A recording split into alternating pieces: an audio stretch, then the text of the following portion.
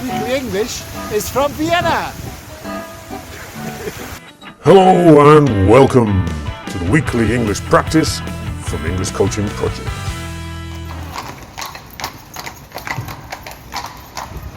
It's where you can go around, take photos, have a look into the church. Então, vai falar pouquinho, aí depois a gente vai ter os livros para ir atrás.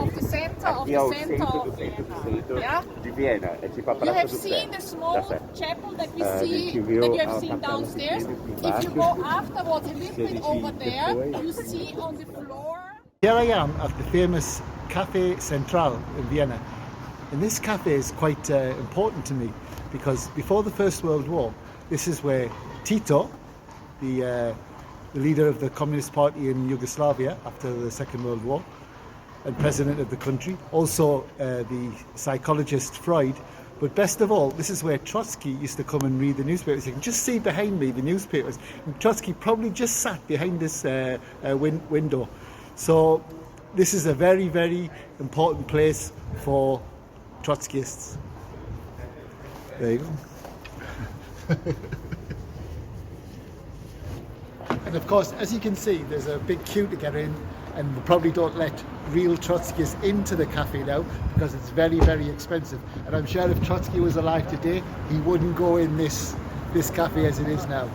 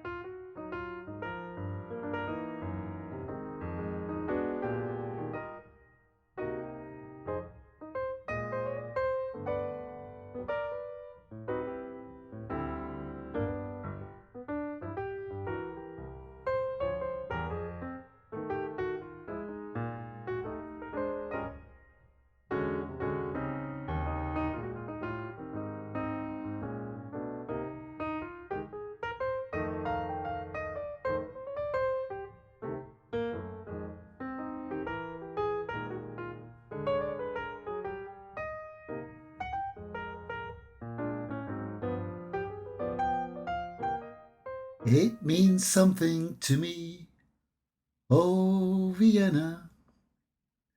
Coach John recently visited the capital city of Austria and was very impressed. Here he gives a whistle-stop tourist guide of this beautiful and historic city. I recently had the privilege of attending the International Socialist Alternative, ISA, International Committee in Vienna. I participated in discussions and debates with socialists from all over the world on the war in Ukraine, the worldwide feminist movement, and the environmental crisis, amongst many other topics. Unfortunately, we only had one free afternoon for sightseeing, but what I saw of this historic and beautiful city made me want to revisit as soon as I can. Here are some quick facts just in case you ever go. Number 1. The place where we changed trains en route to the committee turned out to be the site of an iconic scene in movie history. ECP students who attend our Cine Nights will remember the Ferris wheel scene from The Third Man. Number 2. Vienna has an extensive tram network. In fact, there are a total of 29 Straßenbahn lines and approximately 526 tram carriages.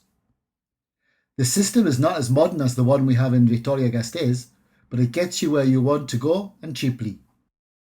The trams are nicknamed BIM. Follow this link to find out why and discover more facts about Vienna's trams. Number 3. Before World War I, Vienna welcomed political refugees from all over Europe. In 1913, According to the BBC, Trotsky, Tito, Freud, Stalin, and Hitler all lived in the city at the same time and were said to have read newspapers, drank coffee, discussed politics, and planned revolution in the Central Café. Imagine the discussions between that group.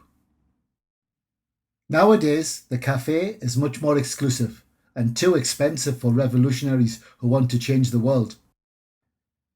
The aforementioned 1949 film The Third Man portrays the intrigue of occupied Vienna. In the immediate aftermath of World War II, Austria was divided into 4 occupation zones and jointly occupied by the United Kingdom, the Soviet Union, the United States, and France.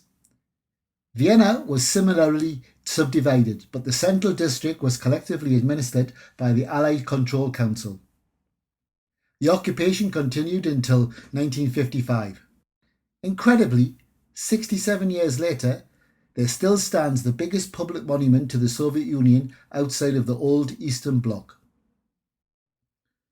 Number 4. The monument consists primarily of a long marble colonnade, though the standout feature is the tall column in the centre. A soldier stands atop this column bearing a flag, a machine gun, and a golden shield. German prisoners of war and Austrian construction workers were used to build the 3,000 square foot, 280 square metres site. Today, behind the imposing monument, people have painted a fence in the yellow and blue colours of the Ukrainian flag in protest at Putin's war. The text of the stone tablet in front of the monument begins, "Monument to the soldiers of the Soviet Army who, for the liberation of Austria from fascism, have fallen." An Israeli comrade who speaks Russian translated the rest of the Cyrillic writing on the plinth and various plaques. He told us there was a personal message from Stalin, praising the Soviet forces of the Third Ukrainian Front, which was instrumental in liberating Vienna. 17,000 Ukrainian soldiers died in the urban warfare. Just another irony of history, like the fact that the Ukrainian-born Trotsky, who was murdered on Stalin's orders, always supported the policy of the rights of nations to self-determination and independence. I wonder if they spoke about the issue over coffee in Café Central back in the day. Number 5. One of the apartments where Mozart lived in Vienna has survived to this day, is at Domgasse number 5. The composer lived there from 1784 until 1787. His apartment was positively grand, with 4 large rooms, 2 small ones, and a kitchen. His whole life long he attached great importance to outward appearances, so smart clothes and buckled shoes were a must for him. And it was here, at Domgasse, that he also penned his best compositions, including what is perhaps his most popular opera, The Marriage of Figaro. Also, in an unusual change of style, he wrote his biggest commercial hit in the flat, the synth-pop classic Vienna, which 194 years later reached number 2 in the UK charts when it was covered by British new wave band Ultravox. Number 6. Red Vienna is the name given to the 16-year period after World War I when the Austrian Social Democratic Workers' Party undertook one of the most ambitious public housing programmes ever. Still today, 60% of residents live in co-ops, government-owned or subsidised housing built around the nucleus of the 1920s system. That effort is still credited with maintaining affordability a century later. Even as the Social Democratic Party has moderated, it has largely maintained a devotion to defending public sector interventions in the city's housing market and preserved its policy traditions. Vienna remains one of the cheapest big cities for renters in Europe.